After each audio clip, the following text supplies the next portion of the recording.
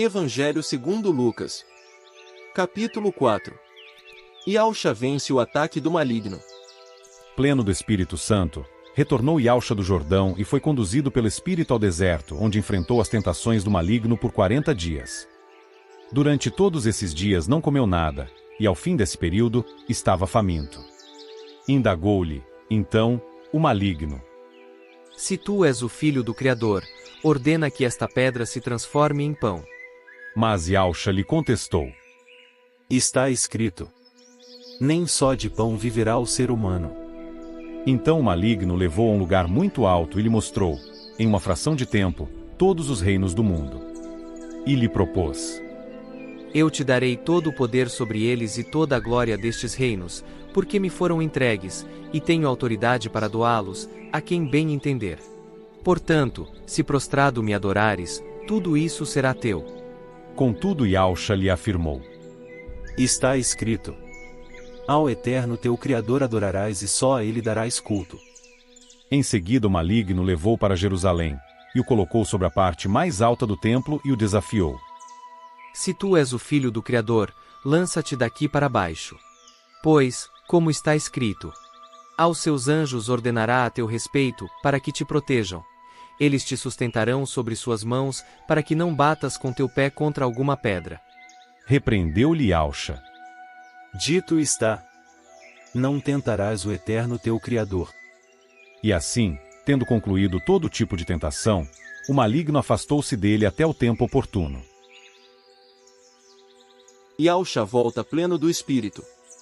Então, Yausha retornou para Galiléia, no poder do Espírito, e por toda aquela região se espalhou sua fama.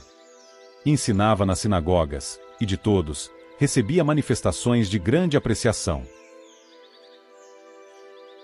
Yausha é rejeitado pelos seus. Yausha viajou para Nazaré, onde havia sido criado e conforme seu costume, num dia do Shabat, entrou na sinagoga. E posicionou-se em pé para fazer a leitura. Foi-lhe entregue o livro do profeta Isaías.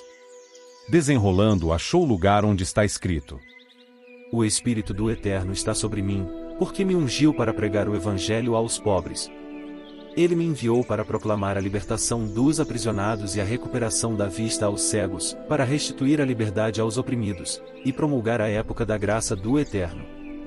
Em seguida, enrolou novamente o livro, devolveu-o ao assistente e assentou-se. E na sinagoga todos estavam com os olhos fixos em sua pessoa. Então ele começou a pregar-lhes: Hoje se cumpriu a escritura que acabais de ouvir. E todos exclamavam maravilha sobre ele, e estavam admirados com as palavras de graça que saíam dos seus lábios. Mas questionavam entre si: Não é este o filho de José? No entanto, Yausha lhes replicou: Com toda a certeza citareis a mim o conhecido provérbio: Médico, cura-te a ti mesmo. Faze aqui em tua terra o que soubemos que fizeste em Cafarnaum. Realmente vos afirmo: nenhum profeta é bem recebido em sua própria terra. No tempo de Elias, posso lhes afirmar com certeza, que havia muitas viúvas em Israel, quando o céu foi fechado por 3 anos e meio, e grande fome ocorreu em toda a terra. Contudo, Elias não foi mandado a nenhuma delas, senão somente a uma viúva de Sarepta, na região de Sidom. Assim também, no tempo do profeta Eliseu, havia muitos leprosos em Israel, mas nenhum deles foi purificado, a não ser Naamã, o sírio. Então, todos os que estavam na sinagoga foram tomados de grande raiva ao ouvirem tais palavras. E levantando-se, expulsaram a Yausha da cidade, levando-o até o topo da colina sobre a qual a cidade havia sido edificada, com o propósito de jogá-lo de lá, precipício abaixo. Todavia, Yausha passou por entre eles, e seguiu seu caminho. O poder da palavra de Yausha. Então Yausha desceu para Cafarnaum, cidade da Galiléia, e, noutro sábado, começou a ensinar o povo. E todos ficavam deslumbrados com o seu ensino, pois que sua palavra era ministrada com autoridade. Entre mentes, na sinagoga, havia um homem possesso de demônio, ou seja, de um espírito imundo, que berrou com toda a força: Ah! Que tu queres conosco, Yausha de Nazaré? Vieste destruir a nós? Sei bem quem tu és. O Santo do Criador. Mas Yausha o repreendeu ordenando: Fica quieto e sai deste homem. Imediatamente o demônio jogou o homem no chão, perante todos, e saiu dele sem o ferir. Todas as pessoas ficaram maravilhadas e diziam umas às outras: Que palavra é esta? Pois até aos espíritos demoníacos ele dá ordens com autoridade e poder, e eles se vão? E as notícias a respeito de Yausha se espalhavam por todas as regiões vizinhas. O poder de Yausha sobre todo o mal. Saindo da sinagoga, dirigiu-se Yausha à casa de Simão. A sogra de Simão estava atormentada, ardendo em febre, e rogaram a Yausha que ajudasse de alguma forma. Estando ele em pé próximo a ela, inclinou-se e repreendeu aquela febre, que no mesmo instante a deixou. Ela rapidamente se levantou e passou a servi-los.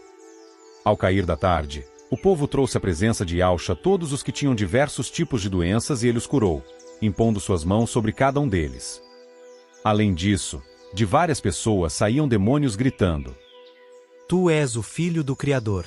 Ele, contudo, os repreendia e não permitia que se expressassem, pois sabiam que ele era o Machia. Yausha ora em solitude ao amanhecer. Ao raiar do dia, Yausha foi para um lugar solitário. De outro lado, as multidões o procuravam, e assim que conseguiram chegar ao local onde ele estava, suplicaram para que não as deixasse. Contudo, ele ponderou: É necessário que eu anuncie também as boas novas do reino do Criador em outras cidades, pois precisamente para isso fui enviado.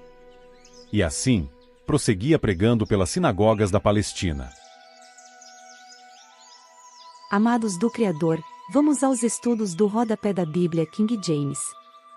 Durante toda a sua vida na Terra, Yausha suportou fortes e complexas tentações, em algumas delas a Bíblia não nos revela os detalhes.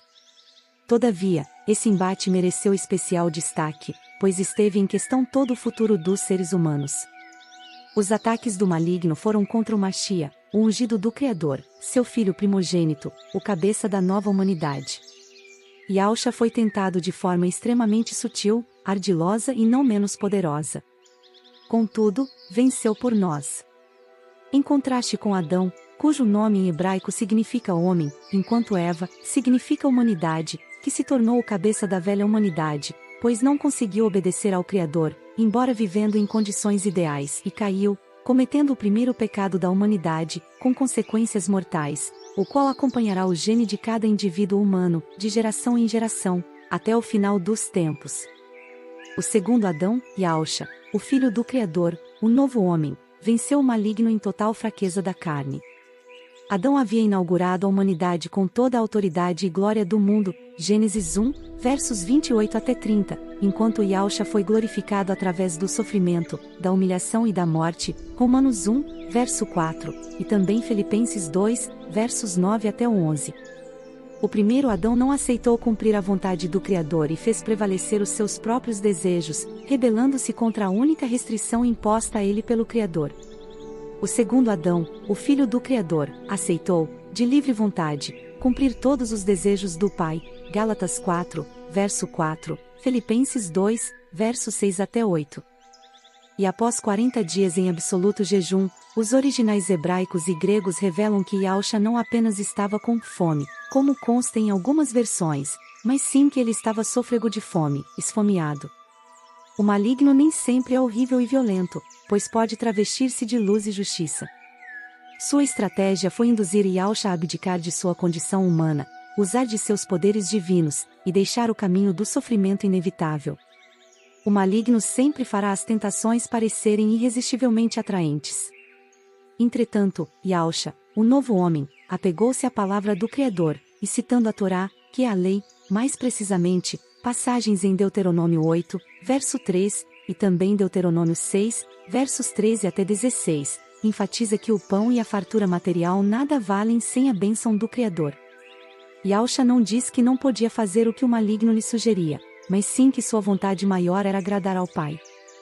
Uma tentação aparentemente inteligente, considerando que Yausha veio para dominar sobre todos os reinos da terra.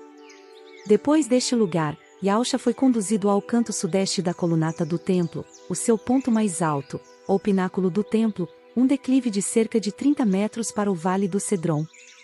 Todavia, o ardil do maligno estava no fato de tentar fazer com que Yahshua evitasse os sofrimentos do caminho da cruz, os quais veio especificamente suportar como única maneira, divinamente legal, de libertar a humanidade do estigma do pecado. Marcos 10, verso 45, herança do velho homem. Pecado esse que somente poderia ser pago, ou seja resgatado, com a morte, sacrifício, de um homem inocente, sem pecados. Uma vez que o maligno não conseguiu iludir Yahshua apelando para as suas necessidades físicas, tenta seduzi-lo com toda a glória e poder que este mundo pode oferecer e que estão, temporariamente, sob seu domínio, mas é novamente rechaçado.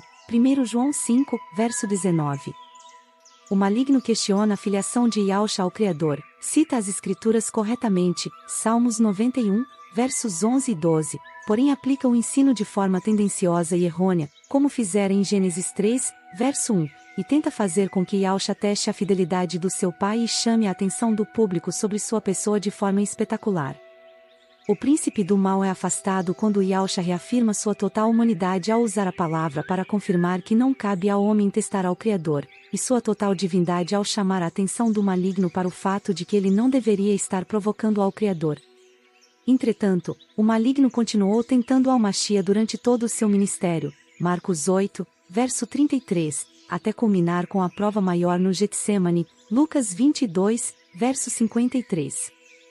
O texto do Antigo Testamento lido por Yahshua descreve o ministério do Machia, na emancipação dos pobres, através da riqueza que há no Evangelho, em grego, Boas Novas, Efésios 1, verso 3, dos cativos, através da libertação da graça abundante, Gálatas 5, versos 1 e 13, dos deficientes visuais, em todos os sentidos, através do seu jugo, pois ele toma para si o nosso fardo, Mateus 11, versos 28 ao 30, e também 1 Pedro 5, verso 7.